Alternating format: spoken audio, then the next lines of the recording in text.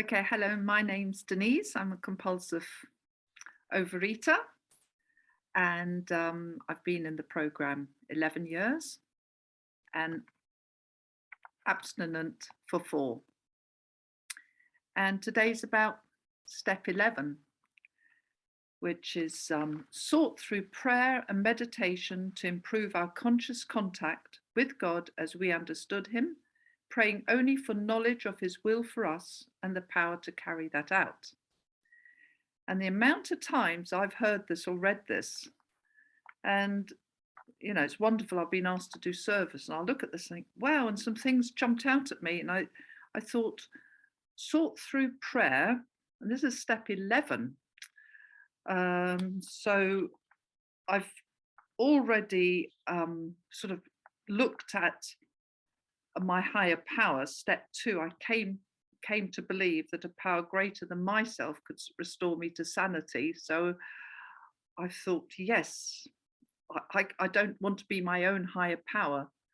I have come to believe over a period of time. And step 3, I made the decision to turn my life over to the care of God as I understood him. I made that decision based on already my experience up to step 3 and the fact that I really didn't want to break my abstinence. But when I looked at step 11, it said sought through prayer and meditation. Okay, yes, prayer. I'm getting the hang of prayer now. This is my contact. I look up to my higher power. Meditation. I'm listening. I'm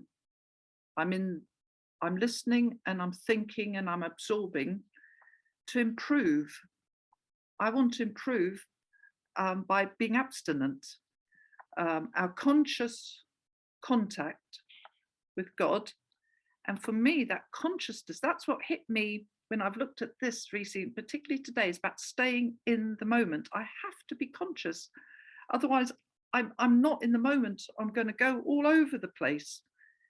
And the beauty is with God as we understood him. He is unique to me.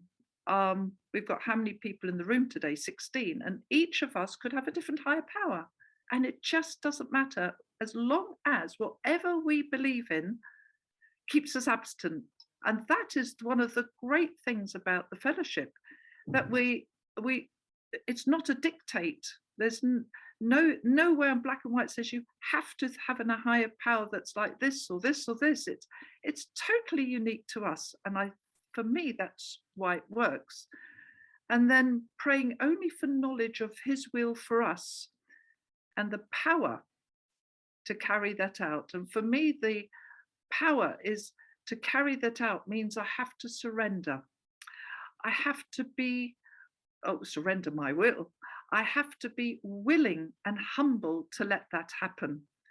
And this has to happen every day. And I look at what does my higher power want for me? And my higher power, the will for me, is not to relapse and stay abstinent. And if I have that in my head, that will keep me abstinent. That will keep me sane, because I don't have to think of yesterday. I don't even have to worry about tomorrow. Just for today, my higher power's will for me, because my higher power loves me, is to be abstinent. And before, I never ever put myself in the frame for love, for care, for anything. And that's huge for me, that I have a higher power actually loves me and wants the best for me. So if I don't do the best for me, if I don't stay abstinent, I'm actually not doing my higher power's will. And that helps me personally. I've sort of come to that myself. And that works for me. So I'm looking at the big book, and it says, on awakening, let us think about the 24 hours ahead. And that's again, one day, just a day. We consider our plans for the day. Before we begin, we ask God to direct our thinking, especially asking that is divorced from self-pity, dishonest, or self-seeking motives. And that is, for me, very important, because when I wake up, the head starts to whir again. And I do, and I have now started to pray aloud.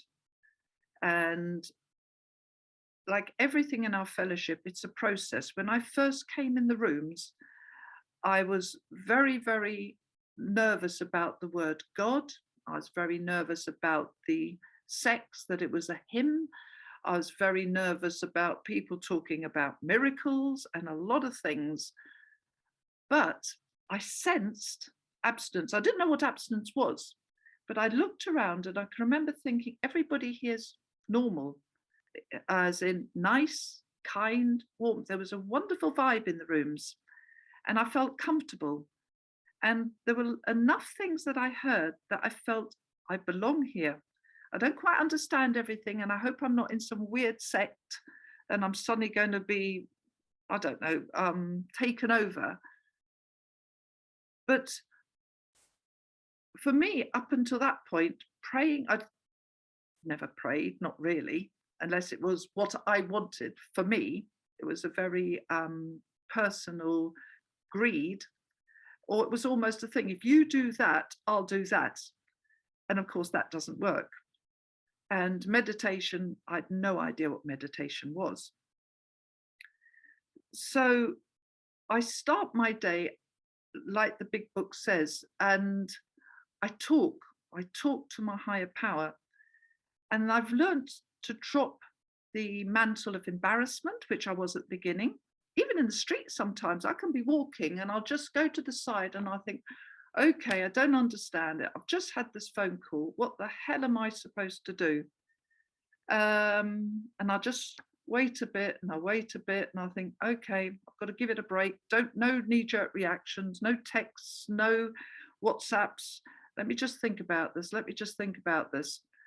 And depending on where I am and what's happening, I normally find a church or a space and I can just sit there quietly. And just because I'm in the moment, that's meditation. And we talk about praying is asking and meditating is listening. And I don't always get the answer, but I know that I just have to wait and be patient and the answer will come. But the answer certainly is not going to the nearest sweet shop, cake shop or something and eating. I know that now. So that's a tool that I can use anywhere. I don't have to get a book out and read a passage. I don't have to make a phone call immediately. Of course, these are all tools I can use, but my immediate one is to pray and go, okay, what on earth am I supposed to do? I have no idea now why this is happening. I have no idea why, for example, my daughter, who only helps other people in kind, is having to go through this thing that's happening to her now. It's not fair. And before, it agitated me to such a belief I'd eat.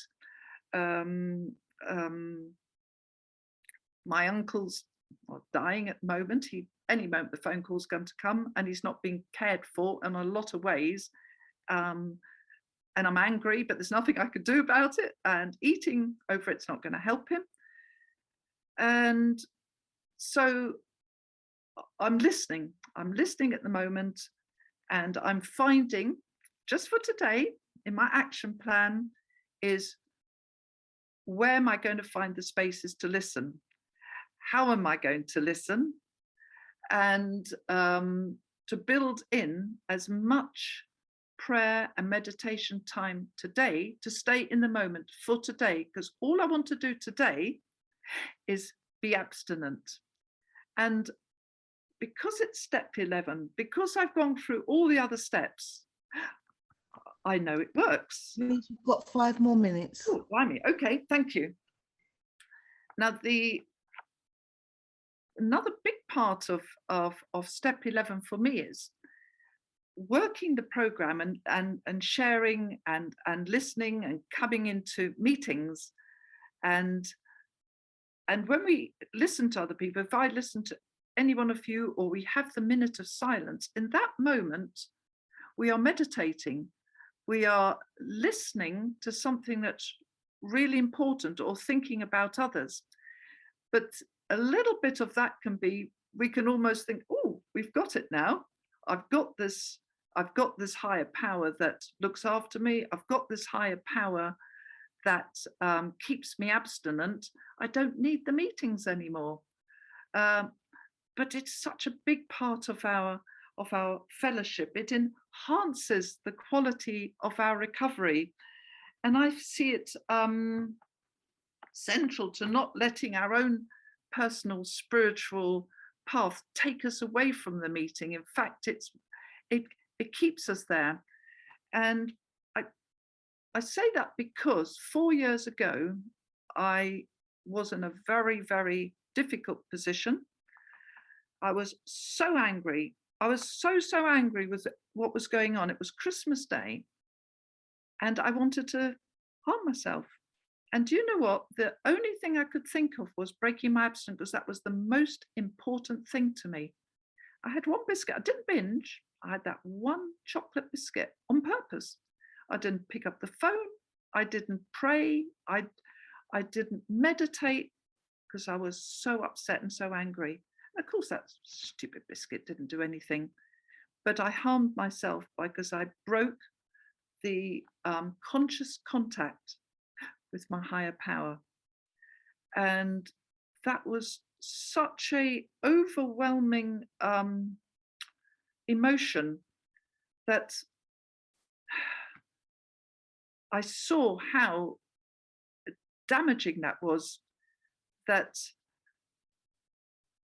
I now, through my step 11, it's the most important thing for me to keep that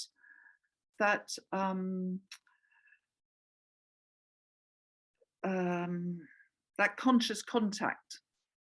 And if I go away and I'm lazy, or I'm busy, I'm whatever, I think, oh, I'll do my meditation later, or I'll do my prayer later, or anything, or if I try to let something slip because something else is coming into my head, I pay the price. Because my head still, without even 30 seconds, I can build in my action plan 30 seconds, just stop for 30 seconds, which was impossible for me at the beginning. Now it's 30 minutes. But just to stay in the moment and just appreciate and realize where I've come to. And I can ask for things for myself, as long as others are helped. If part of my asking my higher power for something, and it says in the big book,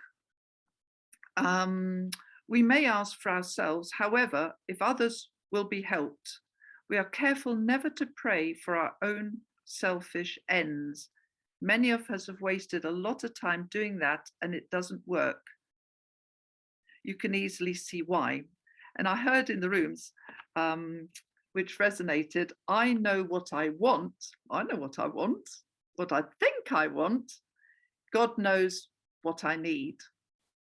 And when I heard that the first time, I thought, yes, there's that fine line between me taking my will back and accepting and handing over. So today I can't be more grateful. Just for today, I want to stay abstinent. I want to stay humble.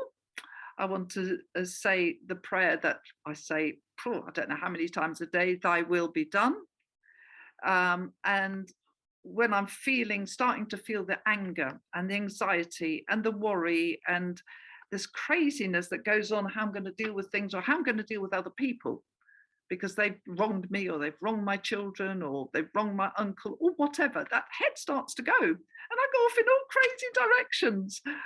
and I'm not efficient then.